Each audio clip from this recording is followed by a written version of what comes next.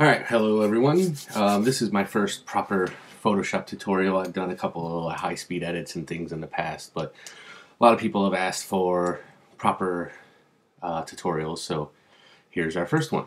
What we're going to be creating, or what I'm going to be creating, is this photo. I should say as well, I'm a photographer, not a graphic designer, so everything you see that goes into these images are all images I've shot. I don't use stock photos or Google images. So I don't have images to give you to play around with after the fact. So it's a little bit different of a tutorial in that aspect. It's definitely more aimed at photographers and helping teach different techniques on how to use Photoshop. So this one is going to be a composite image. As I said, I'm a photographer by trade, so Photoshop is something I learned by trial and error and by watching other YouTube videos like this one. So a lot of things go into creating a realistic looking composite, and I go through those when I hold composite photography workshops. But you know, a lot goes into the planning and when you take the photos and being able to use the photos in different situations. This one, for example, I shot a family of cosplay people. The whole family were cosplayers, and they had these amazing steampunk DC comic book character outfits that I have big plans for. But I wanted to do something that was typical of what you would see in a DC comic book character as a steampunk person. So I went back and I found an image I took in Belgium a couple years ago, which is this image here. And because what I said earlier about the way you take photos, because I shot this in a way that I shoot all my background photos, I was able to use this image for this because the perspective matched and all of that stuff. So I'm not going to go through some things on here. For example, I'm not going to go through cutting out Batman. Batman was shot in a studio against a gray background. I tend to use gray when I shoot people in a studio for cutouts later. I'm not going to go through cutting out Batman because this is a really straightforward cutout. There's no hair. There's nothing hard about this cutout. So we might do another tutorial on cutouts when I have something a little bit harder to cut out, but this one was pretty straightforward. So this is the background we're going to start with. I've done a couple of things to it already. And again, just because they're quite easy and or time consuming. So this is what we started with, this layer here. As you can see, there's some people and some distractions that we want to get rid of. So I've gone through and cloned out a lot of the things that we don't need. And I didn't do it in the tutorial because it was very time consuming to get rid of the people over here. So I didn't want to waste your time with that. You know how to clone. If not, ask. Maybe I'll do a tutorial on how to clone later. So I did that, and then I dropped in the sky. And again, the reason why I'm not really showing you how to do the sky on this one is because it's super easy on this one, because this was a very rainy, dreary day in Belgium. The sky was white. It's a very simple matter of grabbing your magic wand, kind of making a selection, dropping the sky in, and making a layer mask based on that, and then going in and fine-tuning some things to make it look better. It's not great. Obviously, at a starting point here, it doesn't look very good, but we're going to do a lot of things that's going to tie everything together and make this look like a good composite image. So let's start. Having said that, as I said, I'm not going to cut out Batman. So what I am going to do is take him from this image and just drop him into our image here. I do use a lot of keyboard shortcuts. That just comes out of habit, but I will try to always say what those shortcuts are when I'm using them. So first, let's get Batman into place. Now, there's a couple of things to take into consideration when you're placing somebody into a scene that they weren't a part of. Perspective is one of those, which I've already semi-talked about, and that's in kind of making sure that both the background and the subject were taken from the same perspective, the same height, the same angle.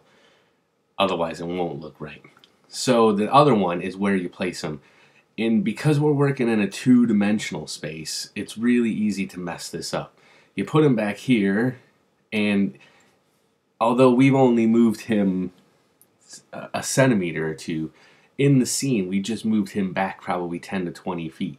And now he's massive. And see, if we just move him down a little bit, suddenly he fits the scene a lot better because he's closer to the camera. We probably moved him 20 feet forward. And it looks more realistic. The other advantage we kind of have with this scene is we have these little sewer covers here. And that gives us a sense of what's the word I'm looking for? Of scale. Because we all know what those look like. We all have stepped on them, so we kind of all have a feeling of what they'd look like in comparison to a foot size. And looking at our kid here, I'd say that's pretty well spot on. That's about what he would look like standing on top of that sewer cover. So we're going to place him here. But I've just realized I've forgotten to do a step. So we're going to, it's no problem. We're going to leave Batman where he is. And we're just going to turn him off for a minute.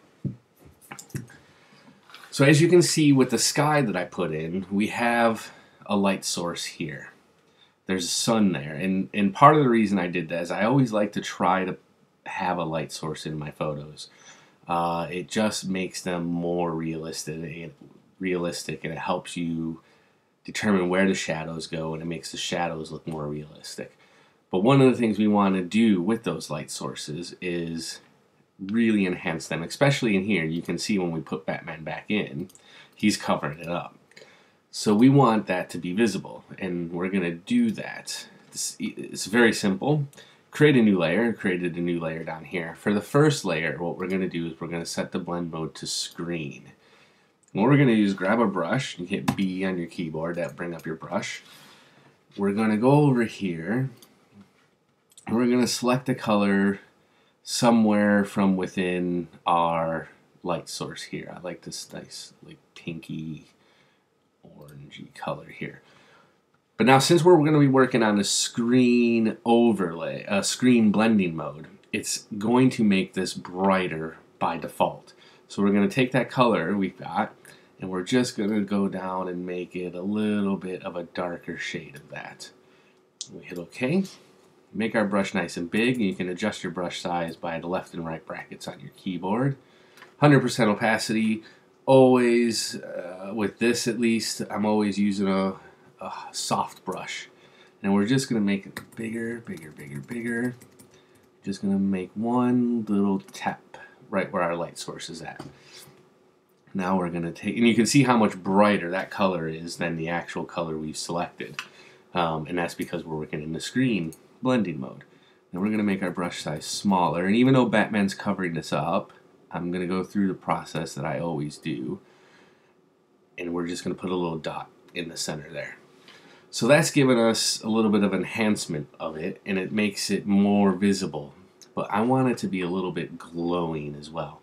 So we're going to create another layer. We're going to set this one to color dodge as the blending mode. Now it's the same thing with the screen layer. It's going to make it brighter, but color dodge is going to make it a lot brighter. So we're going to bring a color that's quite dark. I mean, that looks brown, but trust me, when we put this on, it's not going to be brown. It will be that nice orange. And we're going to take an even bigger brush this time because I want part of this to hit the street below. I want this color to fall onto the street.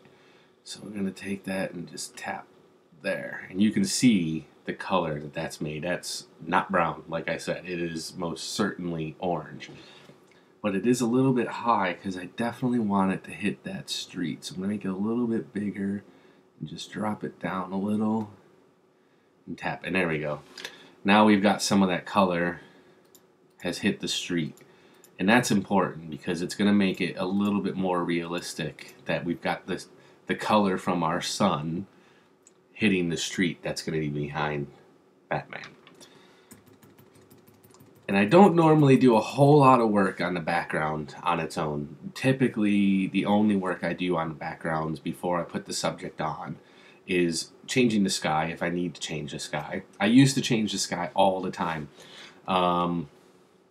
I'd say within the last year or so, I tend not to And I think that's just down to have gotten better as a photographer realistically. This image was taken probably 2, if not 3 years ago, and it was taken while I was on holiday in Belgium, so I didn't have a whole lot of time to get a good exposure, and it was a horrible weather conditions. So I changed the sky, and then the only other thing I'll generally do with the background is accentuate the light source if we have one. If there's some weird things with colors, I'll then adjust colors, but I tend to wait until I've got my subject in place before I do that. But again, color dodge layer, it really gives you that glowing effect, and you have to pick a dark color.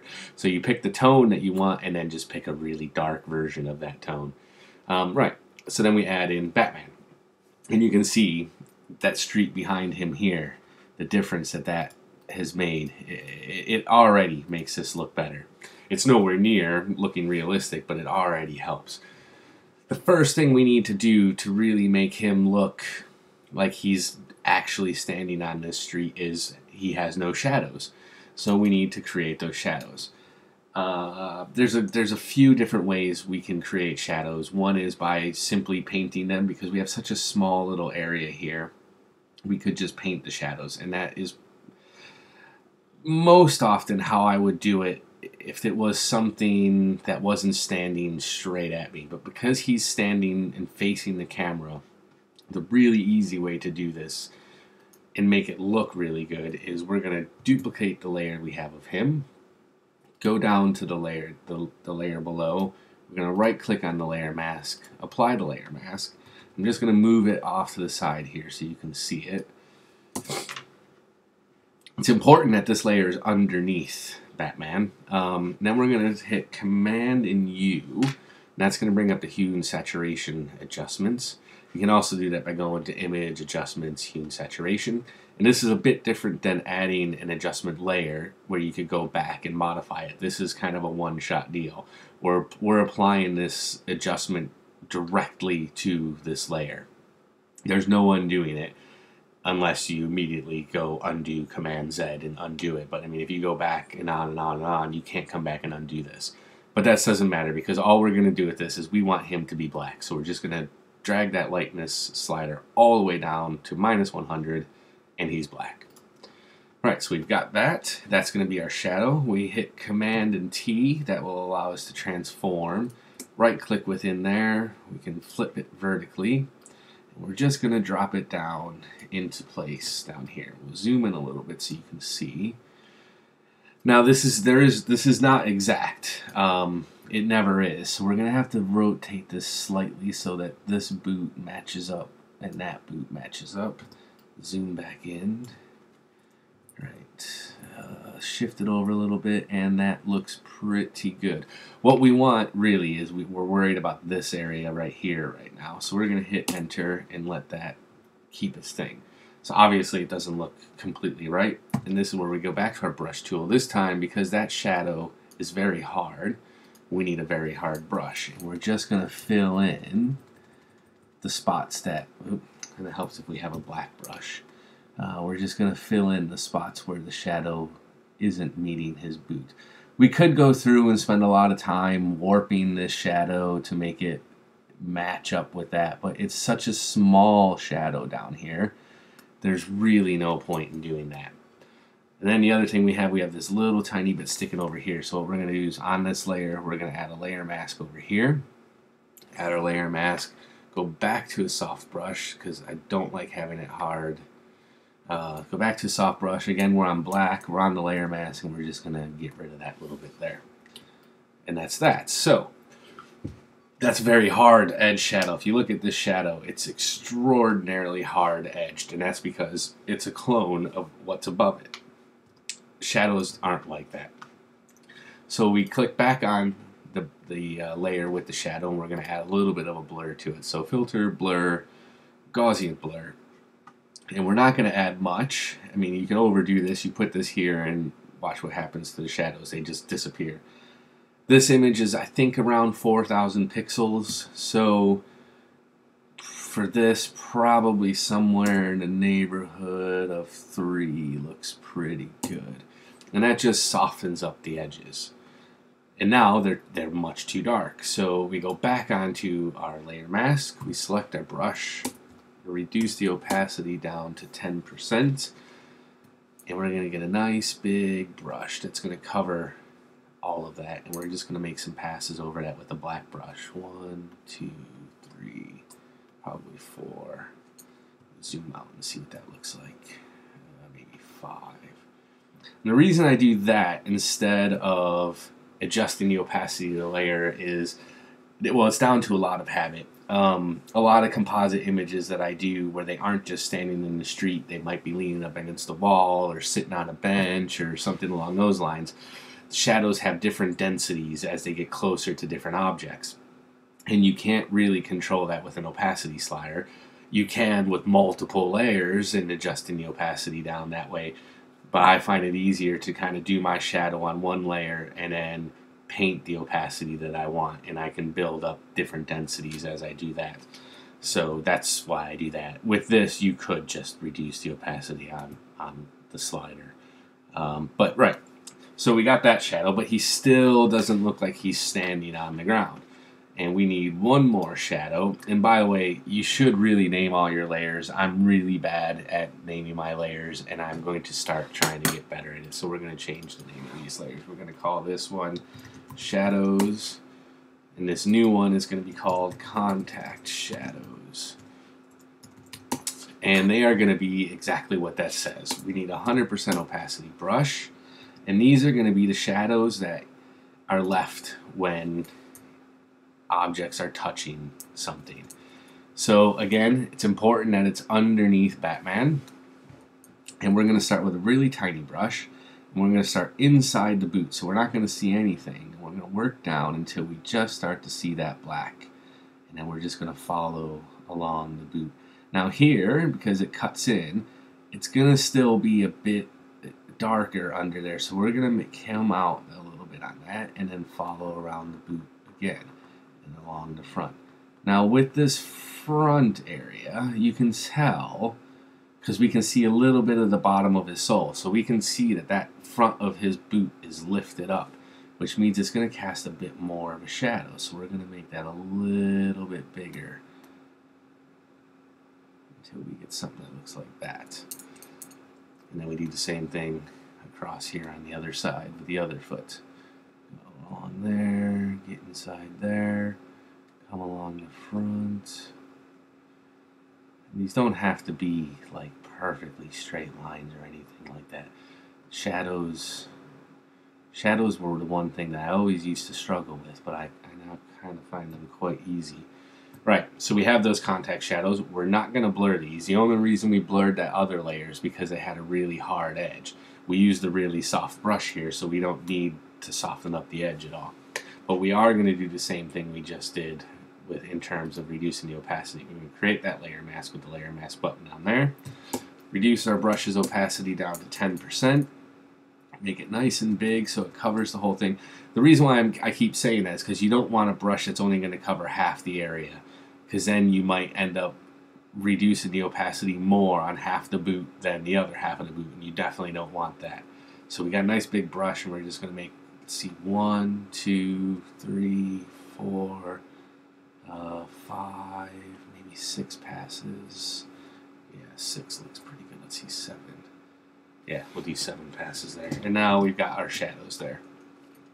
And that looks good. He definitely looks like he's more planted on the ground. And I actually think his shadows are a bit too bright. So we're going to do one more pass on the shadows there. Because you'll understand why I think that was a bit too dark in a minute. Because one of the steps we're going to do here in a bit is really going to darken up a lot of things. And the shadows will just be black. And we don't want that. Right. So that's Batman added. That's shadows and the contact shadows added. Let's rename our layer up here Batman so we know that that's him. What we'll do here is we'll name this one Flare, and we'll rename this one Glow because that was the one that gave us a bit of glow. This is the sky, and this was our cloning layer there. I actually don't know what this layer is here, but it's okay. Right, so we're now ready to start making this all look good. As I said earlier, I kind of like to not do a lot of work on the background without the subject in it. I do what I need to do, which is highlighting that our light source and adding in skies, and I might fix some colors. But generally speaking, I like to do any major adjustments I make to the image to everything. That just helps tie everything together. So everything that you do, you're doing to everything. And it just brings it all together a bit more. So the first thing I'm going to do is I use this awesome little filter by a company called Nick. They used to be a private company. They sold this pack for somewhere, I think it was around £300 or £400. Then they got bought by Google. Why? I still don't know really why Google bought them, but Google bought them, and now they sell this entire suite for, I think, £110. It's brilliant. I would recommend it strictly for Silver Effects Pro, which is for making black and white images, but we'll go to that another day. For this, I use one that's part of the Color Effects Pro 4 package, and it's this filter called Detail Extractor. It does take a minute to load up when you first use it, and especially when you're recording stuff. So Detail Extractor does exactly what it says on the tin. It brings out details, and you can see the before and afters here. I don't change anything on these. I tend to use the defaults, so I'm going to click OK on that. And if it's too much, I'll just reduce the opacity. I don't think there's ever been a situation where I've said that's not enough. The defaults are quite low in my opinion, and it does quite a lot. And you can see again here the before and the after. It does what it says. It brings out the detail. And even just that step kind of starts tying everything a little bit together. The next step that I do, and again, you don't have to do that step. That's a personal taste sort of thing. It's part of my workflow. It's something I do to almost every one of my images, as well as this next step. This next step is a way that I can bring back some contrast. You can see the detail extractor. It enhanced detail, but it also made us lose a bit of contrast in the photo. I do one of two different things with this. They both start with the same process. They both start with a hue and saturation layer. And how I decide which one I'm going to use here is genuinely down to which one I think looks best for that photo. There's two different options I do here, a blending mode of multiply or a blending mode of soft light. I'll always start with the soft light one because that one you can see almost instantly what the finished product will look like. So we'll look at soft light. Both of these methods really oversaturate, so you drag the saturation slider way down. Soft light, as you can see, it really adds a lot of contrast to the photo. And I think that looks pretty good for this one, but let's see what multiply looks like. And multiply looks a lot better. And you're probably wondering why I just said a lot better, because that looks rubbish. But it's because I have a process here that I do. And I know I can visualize what this is going to look like. And this is what I want. So it's a bit much, so I'm going to just reduce the opacity. Yeah, around about there, I think. And now you're probably thinking, but that still looks horrible. And you're right. So what we're going to do is we have our mask here already added. Grab our brush. I'm going to set it to 5% opacity. And we're going to start painting Batman back in. So what we're doing is we're applying the hue and saturation layer to the whole image. And we're masking Batman to have less of the effect. And what that does is this method with the multiply blending mode is it really darkens the background and allows the subject to be the focus of the image while adding contrast still. And you can see over here on our mask, we're not painting black, so some of the effect is still coming through on him. That's why he's still going to have a little bit of contrast added to him. But he was just too dark, so we're just going to reduce the amount the effect is done on him. And I've done this so many times that this 5% brush, I've gotten really good at doing multiple really quick strokes because I need one. I mean, you can see one stroke doesn't do anything, so I need to do multiple strokes to reduce the effect of the layer on him. And so we do a lot of those. Do some more over on his boot over here. Zoom out a little bit. We haven't done anything with his wings, and I haven't done anything with the wings yet because I'm not sure if I want to. Now when you do this, when you get to areas up here where it's in the sky, even though this is set to 5%, you can see if I do that, it's brightening up a bit of that sky. So go back. This is where you just need to be careful. This is black, so I'm not going to do anything with the Batman logo up there. Brighten up the gun a little bit of his arm under here, bring that back, a little bit with his arm over here. And now I have to determine if I want to do anything with the wings. Yes, I think we will. I don't think we're going to do a lot, so we're going to get a little bit bigger brush. Actually, let's get a smaller brush and do a bit of the wood. Well, it's actually plastic, but it's meant to look like wood or metal, rusty metal, I'm not really sure. But bring that out first, because that needs to be brought out more so than the black of the wings. Okay, now we'll get a bigger brush, and we're just going to do a couple of quick, and I mean just a couple quick ones over that to just brighten it up a little bit. Same thing over here. Brighten that up. That looks good. Okay, that looks good. It's still dark, so now what we're gonna do is a levels layer, and I tend to drag this just about past that first mark there in our histogram, and I grab this bottom eyedropper over the image, hold down the Alt key, and you can see what's blown out. And the only bits really blown out are in the sky, which we would expect. Oh, and it looks like a little bit on his gun. So we're going to just bring that up a little bit more. Ah, that's better. So we've brightened it up considerably without blowing out anything on him, except for a couple dabs on his nose and on the gun and in the sky. And we're going to mask those out now. So we've still got our 5% brush. We're just going to zoom in and we're just going to mask out those areas in the sky where it was getting blown out. And all we're doing is just preventing it from blowing out. There was a little bit on the street, I believe, as well in this area. So just do a little bit there. A little tip of his nose was a bit blown out, so just ding, ding, ding, ding, ding, ding, ding. A little bit on the gun. All right, and I zoom in quite a bit when I work. I've zoomed in like 400 or 500% before. Right, so that's that. And if we look at these two layers, we'll just put these two layers in a group so you can see the overall effect.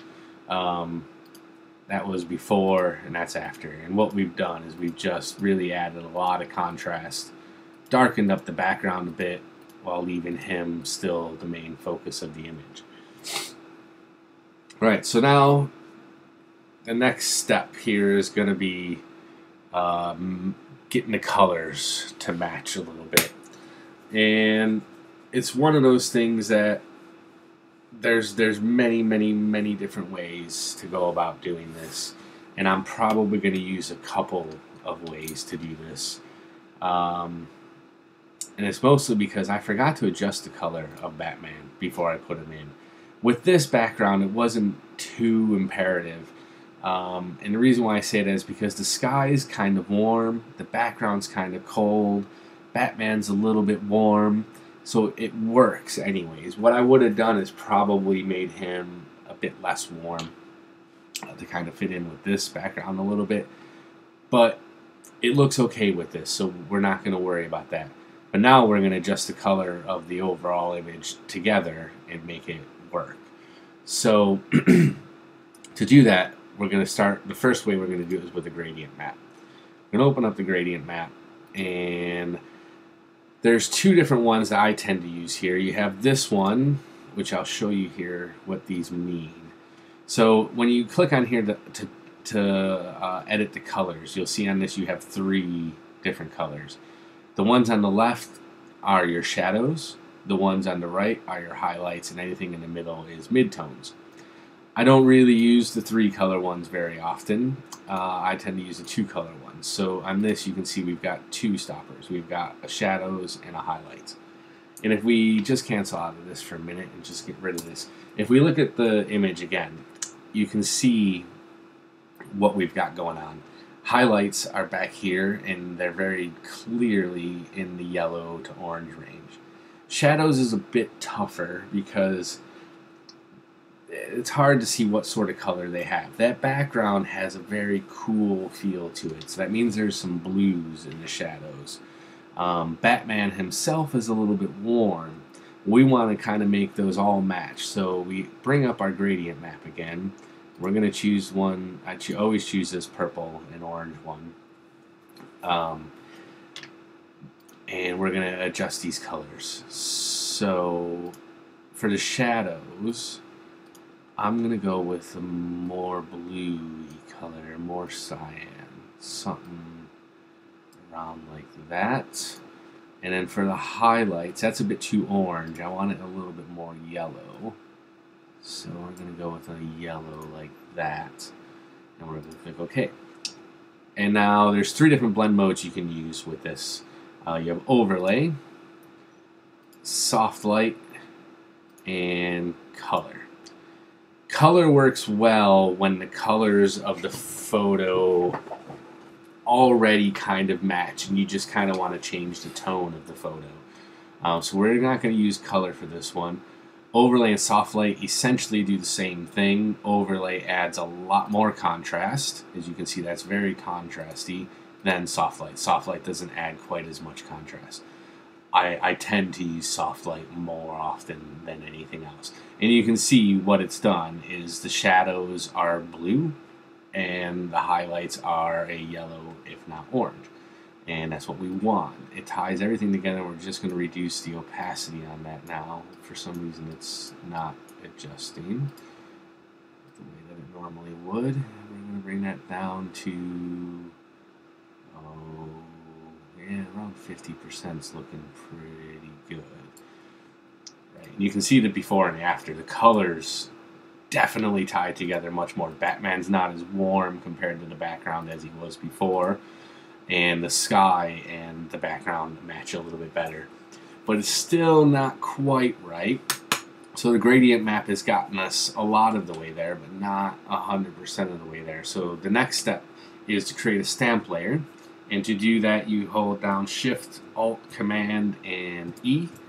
And what that does is it creates a new layer that is everything below it put together into one. And what we're going to do here is we're going to go to Filter, Blur, Average. And what that does is it takes the average color of the image and creates a color-filled layer with that color. And we're going to set that blending mode to color. And then reduce, I don't know why that's not working. Normally you can click on that and just slide over, but it's not working for some reason. And then we just usually for this, the opacity is between 20 and 30%. Depends on how much you want it to have this color effect. I could go up here, you know, and we lose a lot. But usually 20-25% is pretty good. And you can see now the colors all definitely match much better. And we're just about done here. There's only a couple of things we need to do to tie it all a bit, get together a bit more. One is with that our light source in the background there. We've done a really good job before we added him of enhancing it.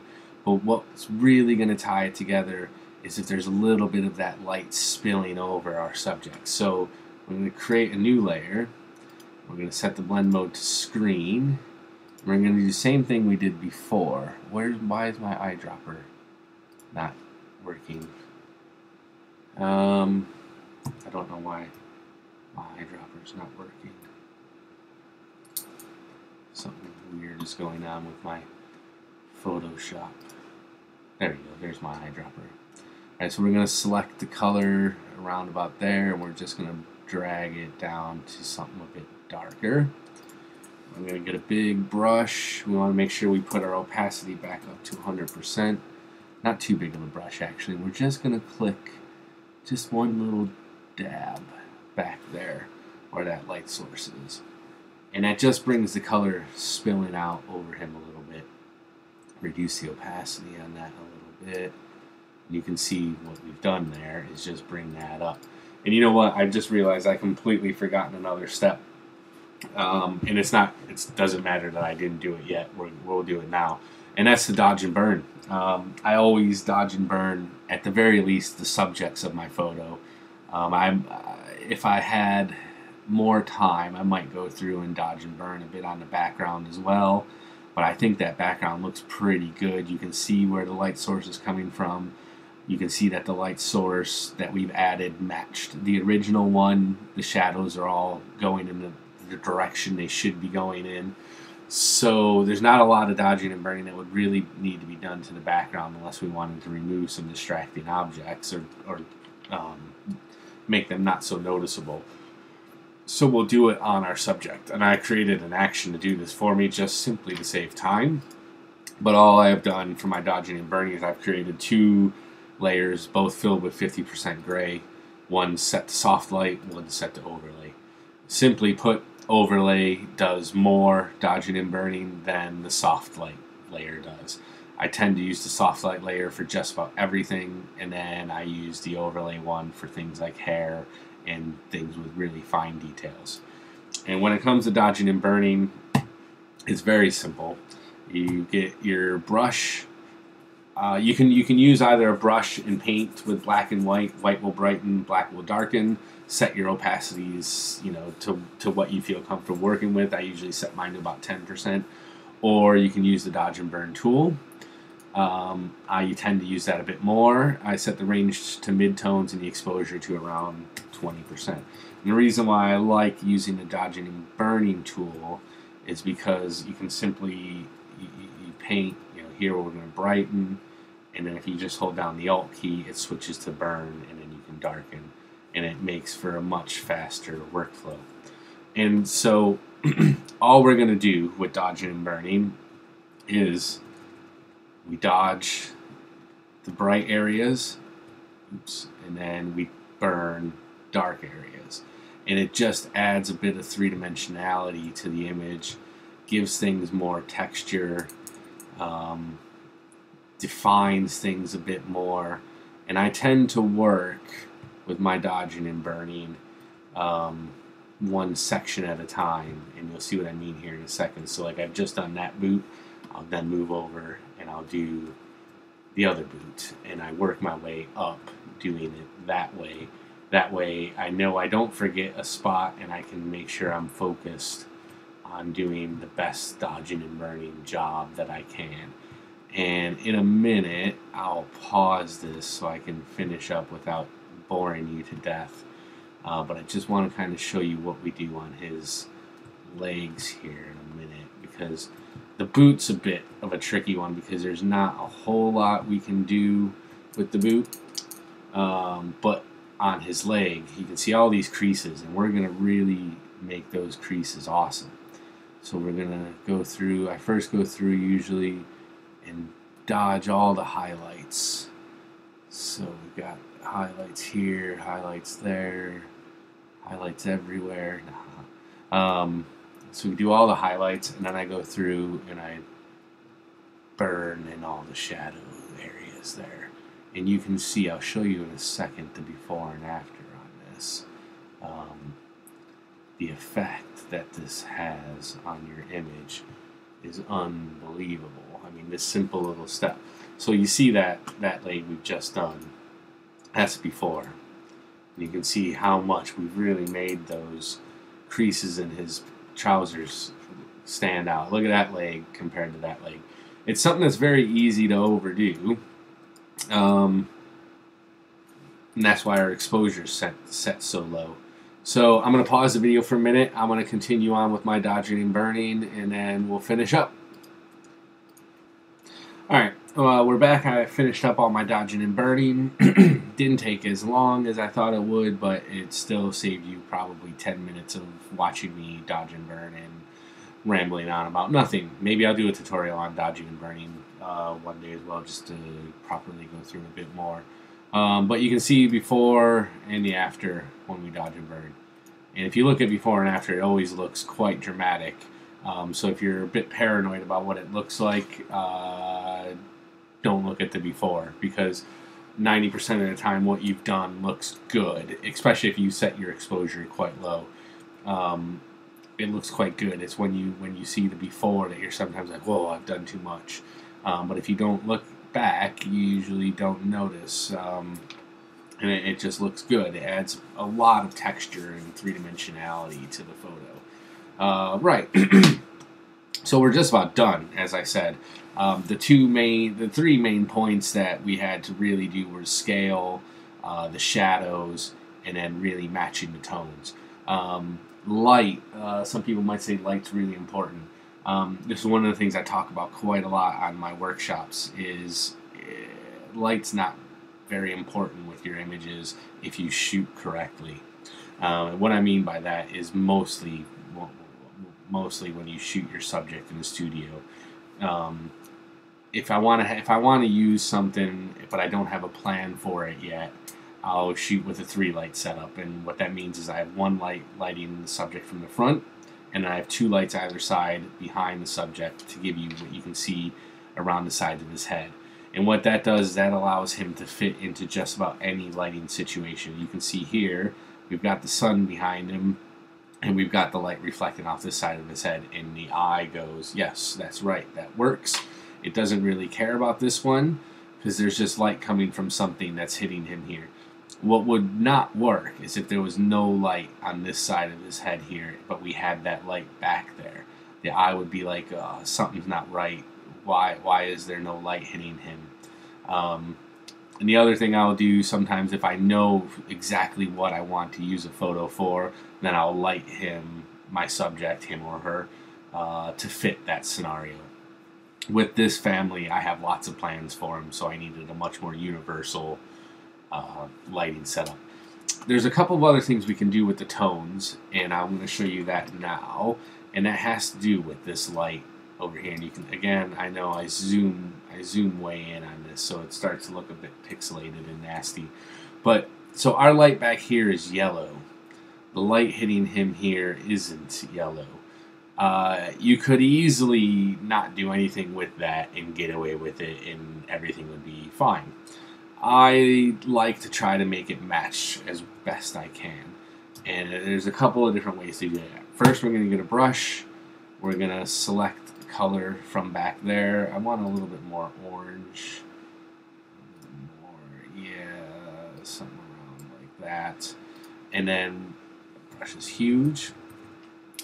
There's a couple different blending modes we can use here. One is color, which if we were to take this and then start painting over him here, you can see that it's changing the color of everything to that yellow. That's not what we want. The other option is overlay and soft light. Overlay is going to be a little bit, what it's going to do is really highlight the light areas, and it's probably going to overdo it.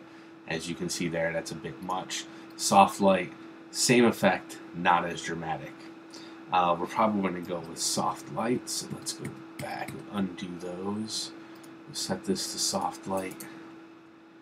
What we're going to do is set our opacity down to about 10%, and we're just going to quick, not a lot, just a few quick strokes over this. And since we have a low opacity, we can say, oh, I don't know if that's really doing a lot. Change it to overlay. And now we can see that's done quite a bit. Let's zoom out a little bit. Yeah, that looks quite good. We've overlapped a little bit, but that's okay. I'll show you how we're going to fix that in a second in a rather easy way. What we're going to do is finish getting those little bit of highlights to be a bit more yellow. There. Let's zoom out really quick and have a look at that. Yeah, and see that just ties together so much better. So, like I said, we've gone over and spilled into the sky. And what I'll say here is, I would rather paint big when I'm doing this and go over than try to be really, really precise and miss spots. What you don't want to do is miss spots on here. You want it all to be having this color effect. So if I paint big, then what I can do is put a layer mask on, get my brush, set it back to 100%. We're going to go with a bit of a hard edge on this one now, and then we're just going to paint away the areas that we didn't want to affect. So it's easier to paint away these areas than it is to try to stay within the lines, so to speak. And now part of the other reason for using this overlay blending mode is that it doesn't affect the blacks. You can see it's really only affecting the light areas. So we don't have to worry about anything within his helmet. But because the sky is not black, it's a bit gray, we don't want it to affect there, so we just paint that out. And then when we zoom out, we can kind of see how that looks. And that looks so much better, but it's a bit bright, so I'm going to reduce the opacity of it just a little bit. Yeah, it's a bit too strong there. But that kind of ties that together a bit more, makes that sunlight look much more realistic on him. Okay, so we're going to do one more thing here. We're going to create another stamp layer. And if you forgot, that's Shift, Alt, Command, and E. We're going to go Filter, Render, Lighting Effects. And what this is going to do is this is one more step to kind of try to bring everything together a bit more. I almost always use the spotlight effect, so we're going to make that much smaller. And what this effect is doing is it's going to allow us to add a bit of light here within this middle circle and darken everything outside of it. And I think that size looks pretty good. Oh, I always struggle with getting this to not do that. There we go. Make it a little bit bigger. And then, so we can adjust our hotspot, which is this middle circle, this inner circle here by this. We can make it bigger, we can make it smaller. I think we probably want it around about there. Let's move it over a tad and make it a little bit smaller. That looks pretty good like that. So intensity is exactly what it says. It controls how bright it is within our hotspot. I tend to go small on this. That looks pretty good. Colorize is where we can add colors and adjust the exposure that way. Bring that down just a little bit. And gloss controls how much we see in the shadows. And metallic is contrast. So I tend to bring the metallic up quite a bit so we maintain contrast, because you can completely take it out with this step. And ambience, it kind of is an ambient light. Keep that around about there, and that looks okay. So we click OK, and you can see when it's done, the before and after on that, and that just really ties it all together. To give us just about a finished image. The only thing is, as I squint and look at this little area on the Batman wings are a bit bright, so I'm going to burn that down a little bit.